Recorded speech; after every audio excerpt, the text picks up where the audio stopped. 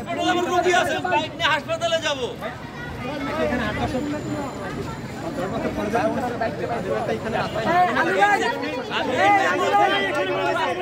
রাজধানীর সরকারি তিতুমীর কলেজকে স্বতন্ত্র বিশ্ববিদ্যালয়ে রূপান্তরের দাবিতে সড়ক অবরোধ করেছেন কলেজটির শিক্ষার্থীরা। ৩০ জানুয়ারি সকাল ১১টা থেকে কলেজের সামনে মহাখালী গুলশান সড়ক অবরোধ করে বিক্ষোভ করছেন তারা।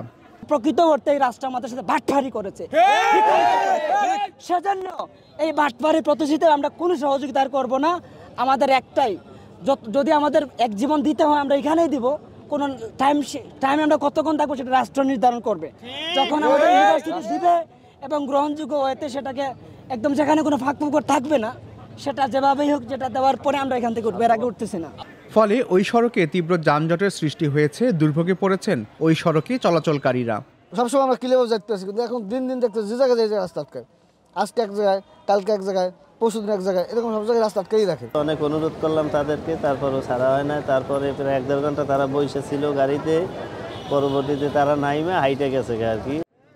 তিতুমীর কলেজকে বিশ্ববিদ্যালয় হিসেবে রাষ্ট্রীয় স্বীকৃতি, বিশ্ববিদ্যালয়ের প্রশাসন গঠন সহ ৭ দফা দাবিতে ২৯ জানুয়ারি বিকেল থেকে অনশন শুরু করেছেন ৫ শিক্ষার্থী।